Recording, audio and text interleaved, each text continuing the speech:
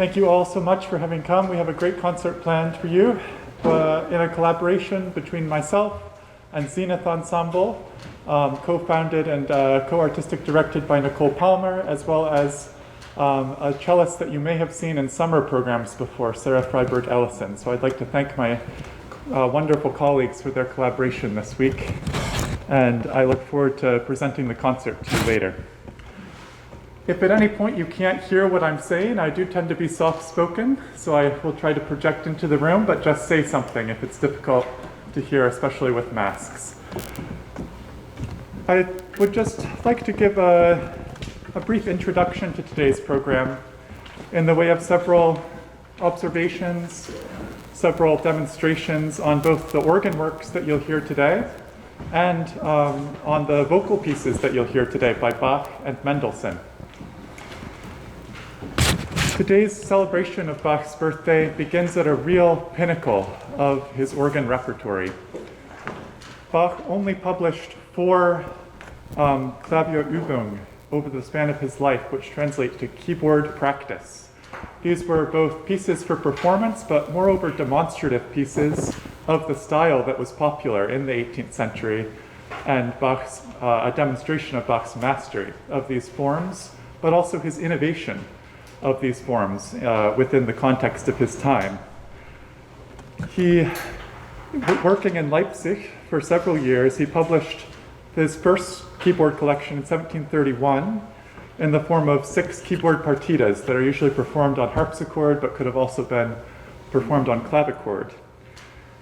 Klavierübung 2 followed in 1735 with an Italian concerto and a French overture demonstrating the composer's mastery of foreign styles. We all know what Klavierübung 4 is, the well-loved Goldberg variations that came much later in his life, 1741. But today you'll hear several pieces from Klavierübung 3, which is a collection of pieces devoted to just the organ, and within the context of the liturgy in Bach's time. The collection opens with the prelude that will begin today's concert, but features many different pieces that are suited to what we call they are sometimes described as the German organ mass because they went along with the Lutheran liturgy of Bach's day. So Bach sets all the chorales that would be ordinary to every service, as well as several for special feasts and occasions, which you'll hear in the second part of today's program. When I say that the prelude that you'll hear at the opening represents a pinnacle of the organ works, it has a twofold meaning. This was both a piece that was extremely highly regarded at the time of its composition, as well as a piece that survived, one of the rare organ works of Bach that survived and was available to, for example, 19th century revivalists who were interested in finding those pieces and playing them again. There have been several speculations for the reasons that Bach wrote this organ collection of pieces. But one possibility is that he was appointed in 1736 as composer to the Royal Polish and Electoral Saxon Court of King August III. For this occasion, he traveled to Dresden, where he played a recital in 1736. This is 2 years before the publication of Klavierübung 3. He performed in the Frauenkirche on a new organ by Gottfried Silbermann, and he performed to rave reviews from those that were there. Key academic figure at the time, Johann Christoph Missler, said, "The master demonstrated his mastery of various styles and the fact that no one can surpass him at the keyboard." And so I'm going to play a bit of the prelude from the opening of Klavierübung 3, which you'll hear later, which takes the form of a French overture, which was a popular style, obviously, in France, in both orchestral music and keyboard music, as a way of introducing a collection of pieces or a suite. In Bach's case, he introduces his whole collection of chorale settings with it. So this is the prelude in E-flat major from the beginning of the book.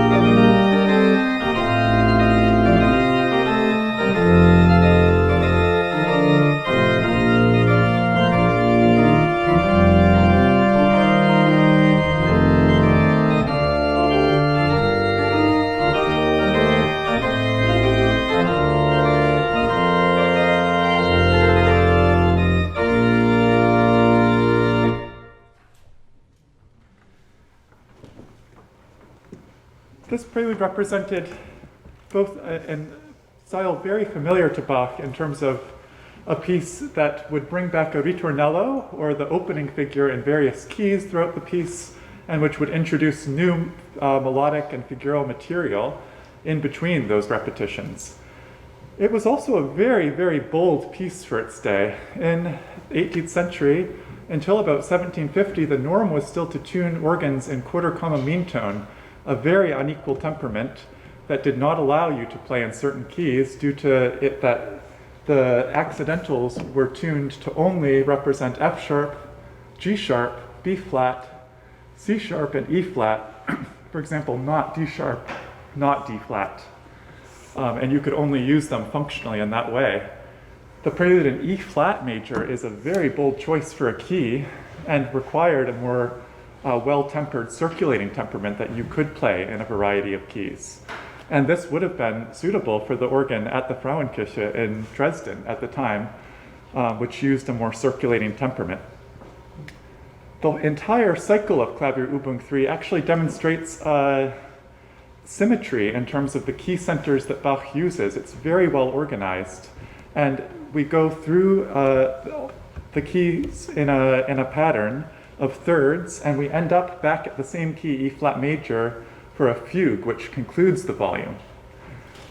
When Mendelssohn revived some of Bach's organ music and began to play it again for some of the first times in the 19th century, this was one of the collections that he had easy access to because it had been put out by Bach and because it had been maintained in several archives and by several individuals. As the volume goes on, we have several Kyrie settings, which are absolutely masterful in that both their theology, their Trinitarian theology, and in their contrapuntal use, combining various motifs into one synthesized group. We also have settings of the Allein Gott, the Gloria, set by Martin Luther. And after this, we have several pieces which are more suited to special feast day occasions. Or special scriptural readings. The first of these is that you'll hear today is Dies sind die Heiligen 10 Gebot, or these are the Holy 10 Commandments. It's a chorale tune which you'll hear actually sung by our group of singers and then played in Bach setting on the organ here, and goes through the theology of the 10 Commandments in its various verses. Now we know that numerology is very important to Bach, and we'll see that again later. But in this chorale setting, it has 5 different phrases for each verse.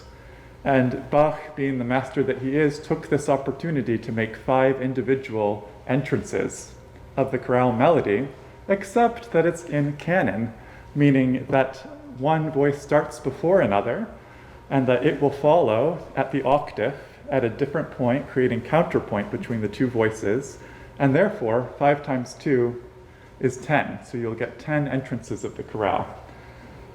Notable in this piece is the very sensitive treatment of the chorale and quite unusual sophistication in terms of compositional texture for Bach's time.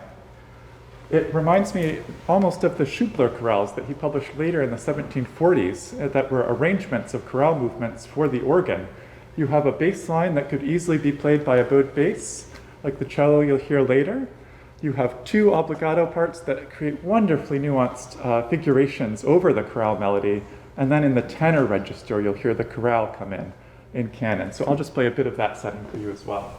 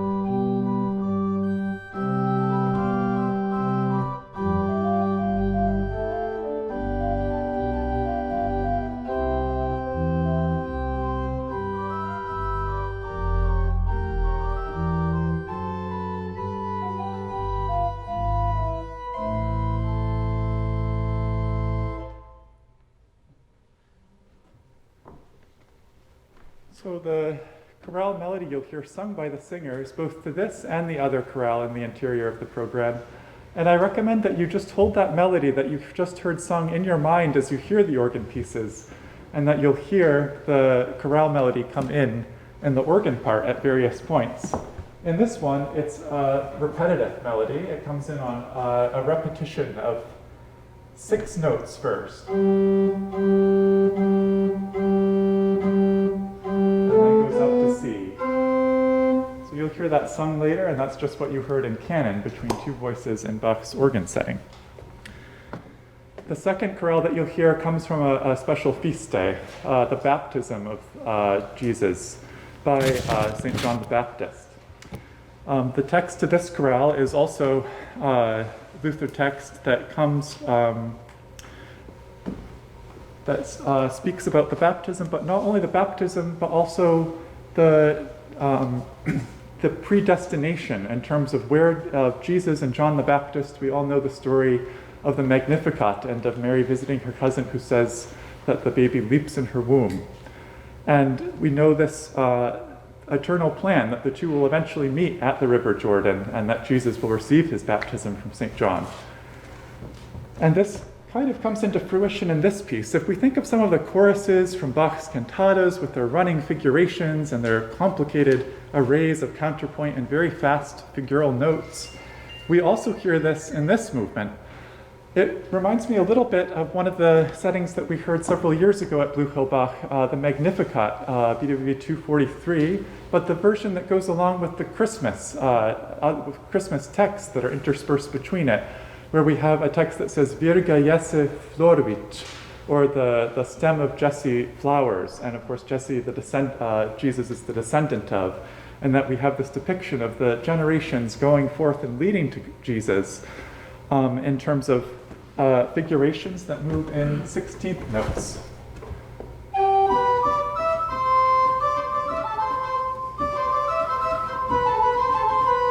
In terms of these 16th notes, and we get the same sort of figuration in this prelude. It's very virtuosic, and it might not be what we think of for a baptism setting. But the imitation leads right into the chorale melody in a way that it couldn't enter in a more obvious, and it couldn't enter in any other place either. It leads directly to it. And so I'll play a bit of this one for you.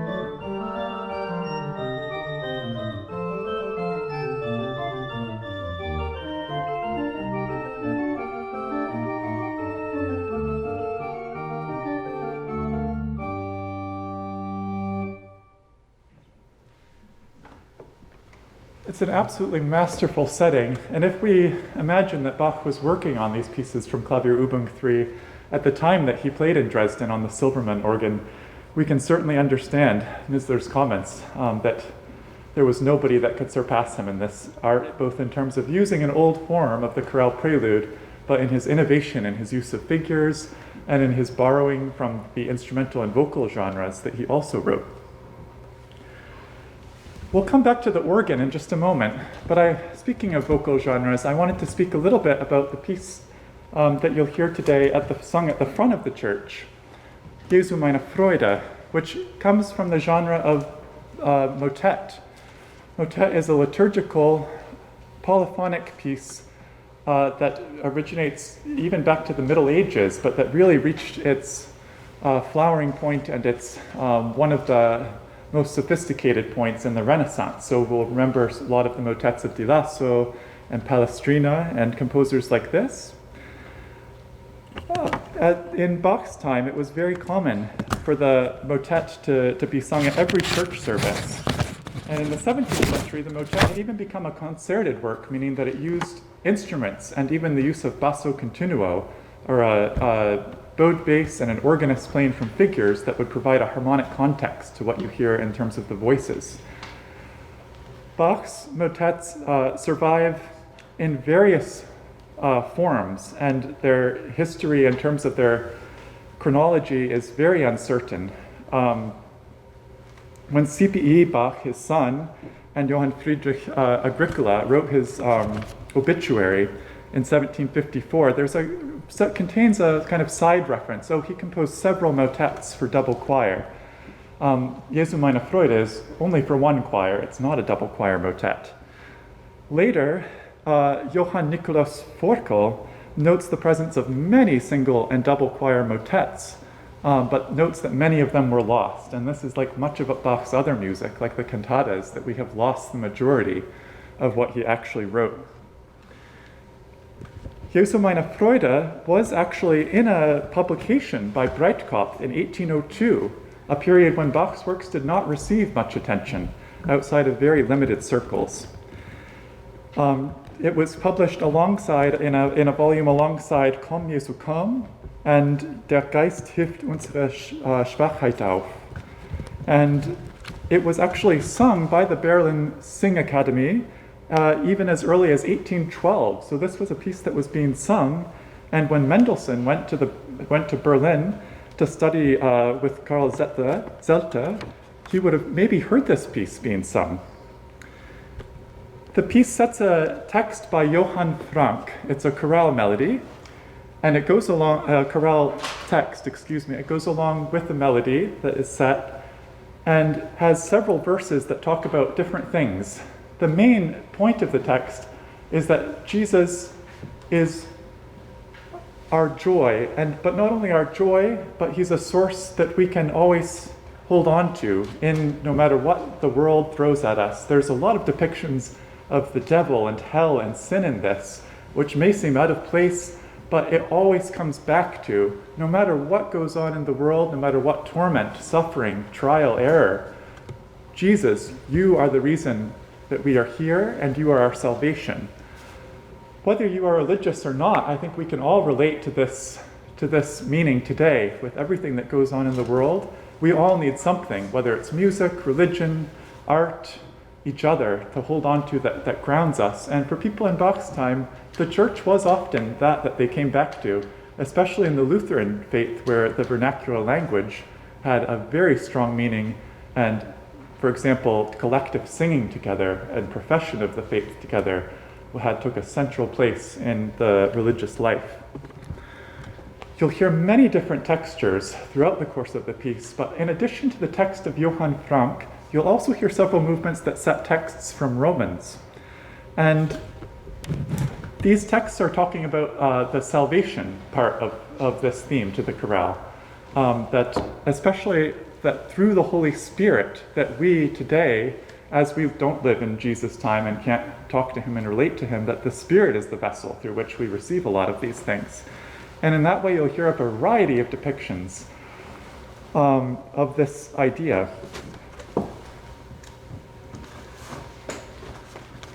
In one movement, we have the first chorale setting.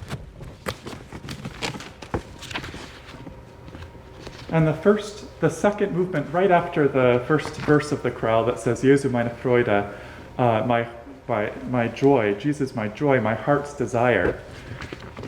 We also get, right after that, the commentary from Romans 8, verse 1. There is now no condemnation for those who are in Christ, and walk not according to the flesh, but to the Spirit.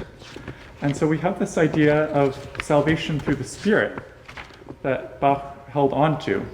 Later in the piece, that movement presents the text very rhetorically, very clearly, in a way that would have been very communicable to the listener. Later in the piece, we have another text that says, but I am not of the flesh, but of the Spirit. And so God's Spirit dwells in you differently. But whoever does not love Christ's Spirit is not his. And this text is presented in the form of an imitative fugue. It approaches the form of a fugue. And we have the same sort of very flowering figural music on the word Geistes. So the text is, Wir haben seid nicht fleischlich, sondern Geist. You'll hear our singers do that very beautifully, much more beautifully than me. But as each voice enters, it of course creates a beautiful accumulation of texture and also of the text being sung and the profession of the faith. And so this was very important to Bach's time as well. And at the end of that, we finally have the text, but whoever does not have this is not in Christ. And that is sung in contrast to the imitative texture, all at the same time. Following, you'll hear so many beautiful textures, but we also have some very beautiful movements that use only 3 or 4 of the voices, of the 5 voices that we have in the motet. And I would encourage you to just look at those movements and what they're saying as the piece goes on, the different ideas that they bring in, and how Bach presents these ideas rhetorically to the listeners in his service that would have been meditating on this music it was being sung. No one knows when Jesu meine Freude was written, although it has been proposed that it was written for a funeral of Johanna Maria Case, who was in 1723. She died. And I found this interesting. If it was, there's been a lot of argument over this among scholars. If it was sung at her funeral, it was probably sung at her house, just outside her house, on the street, before they took the body to the church and then eventually to be interred.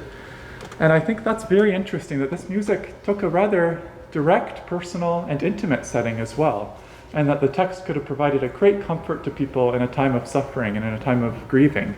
And I think that's really important, a message that this music has of comfort and hope and solace.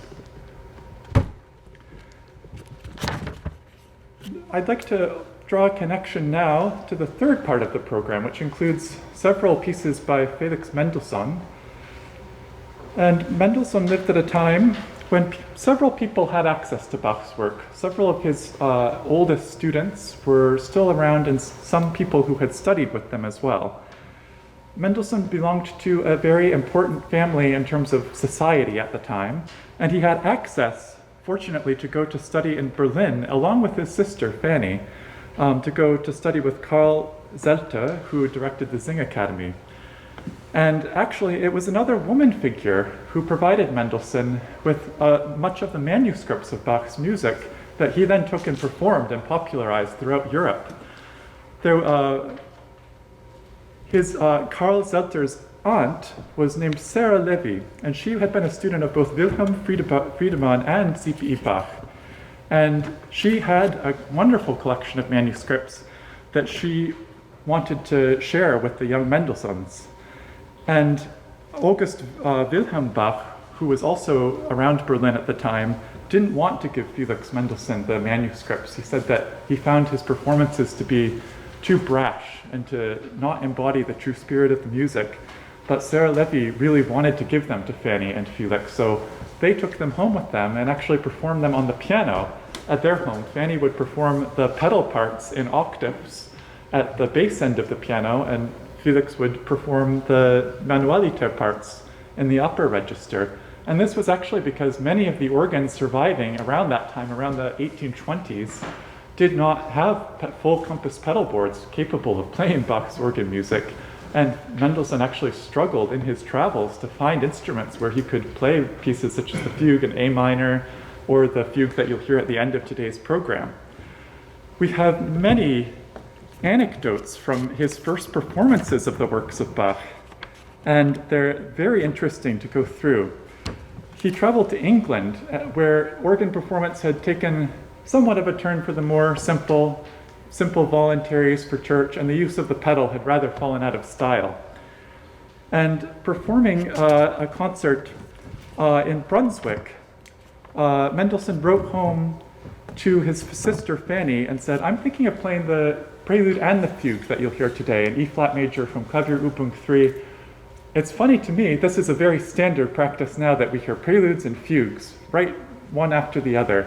And Felix Mendelssohn was really worried about that. He said, "Fanny, I don't think that people will respond well to hearing both the prelude and the fugue, and I don't know what to do about this." He did end up playing them both in Brunswick, but later, after he had been appointed the director of the orchestra at Leipzig's Gewandhaus, and he had many opportunities to perform the works of Bach there. He performed an inaugural concert of the works of J.S. Bach, which would have been the first time that many people heard them. Robert Schumann was in attendance and wrote very positively to his wife Clara Schumann afterwards, praising Mendelssohn's playing, although he noted the concert was a bit long. And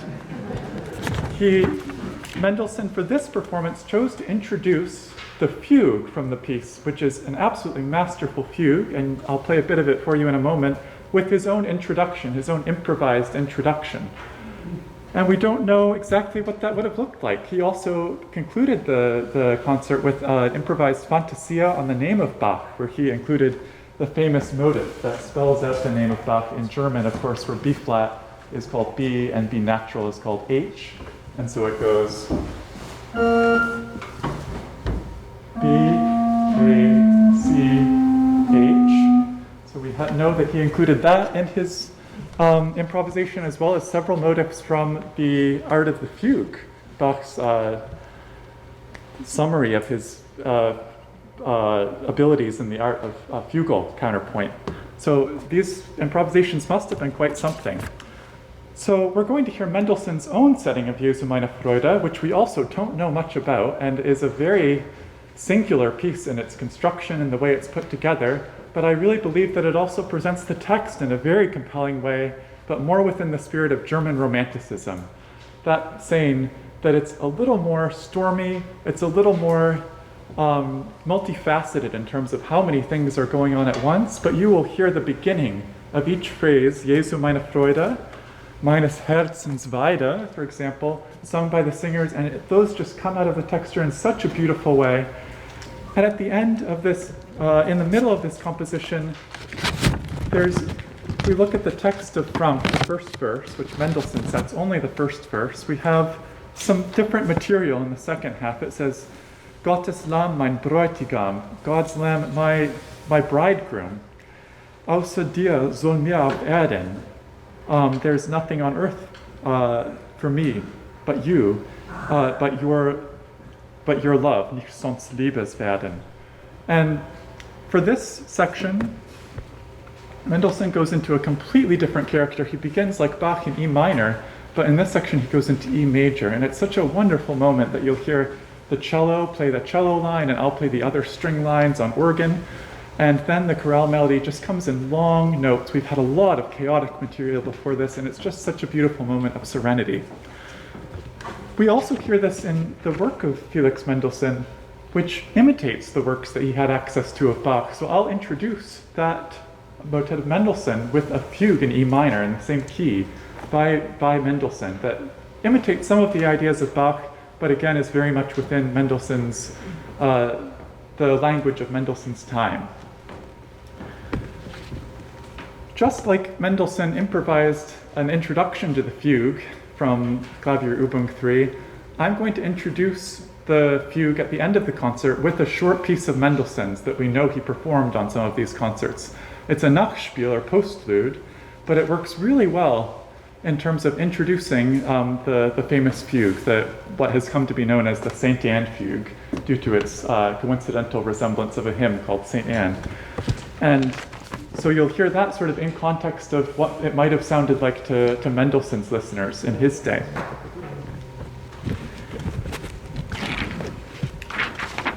Within the context of Klavierübung 3, Bach is really demonstrating the highest level of his abilities in terms of the most nuanced settings of the chorale theme, both in terms of theology, in terms of music theory, in terms of counterpoint. It's really a tour de force in terms of what he could do at the organ. To introduce the chorale at the beginning of the prelude, to introduce the motet, Jesu meine Freude, I'm going to play a piece that reflects a rather different side of Bach.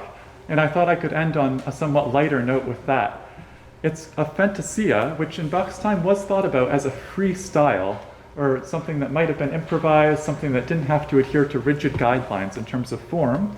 But he superimposes over this rather playful, capricious fantasia the chorale melody to Jesu meine Freude, And so you'll hear this actually played at the lovely continuo organ at the front of the church, right before the singers present the text of the chorale to you for the first time. And this is a completely different style. It's a texture that we might hear in instrumental secular music more often. It's imitative also in terms of where the voices enter and how they reflect one another's content. But you'll hear that it's quite different than the very serious, stern settings of Klavierübung 3. And I'd just like to play a bit of it for you now because it just brings to us a completely different side of Bach and one that I think is also very interesting to see. So this is the Fantasia on Jesu meine Freude.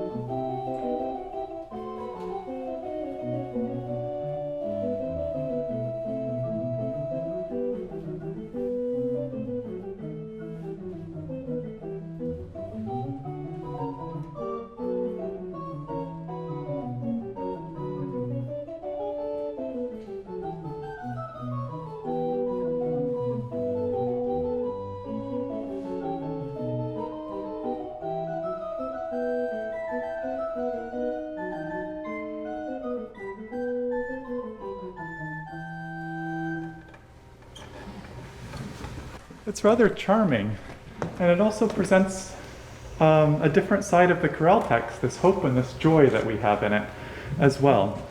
It's very interesting to note that in the second part of this piece, Bach does not choose to set the chorale melody for Gottes Lamm, but he goes into an entirely depictive mode, and he just depicts that text of God's Lamb, my bridegroom. There's nothing on earth for me but you.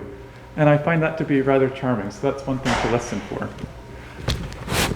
I hope that you enjoy hearing several different sides of Bach, several different genres, and several different stylistic reflections of his music today. I also think that the performance of these works alongside the works of Felix Mendelssohn also speaks to the living memory of Bach and the ongoing performance of his works that we have. If it weren't for Mendelssohn in the 19th century, Bach might not have so central a place as he does for us. And if we want to talk in terms of here in the US, in the New World, Mendelssohn also had a very interesting influence in bringing Bach's music to this country. Mendelssohn lived a very short life and never traveled across the ocean, but he did found a conservatory in Leipzig, where several young Americans went to study, including Dudley Buck, who was instrumental in making the organ as a solo instrument feasible in the US. And it was only because he studied at the Leipzig Conservatory that Dudley Buck had access to many of the works of Bach that were unpublished at the time, and when he brought them to the US, received rave reviews on his performances. And so this program speaks both to the legacy of Bach and to the message that he was trying to convey to listeners at his time, and that I hope that you understand today as we celebrate his birthday and this program in the winter season. And so I thank you for your wonderful listening and hope you enjoyed today's program, and thank you to my wonderful colleagues, and thank you to Blue Hole Bach for all having us here.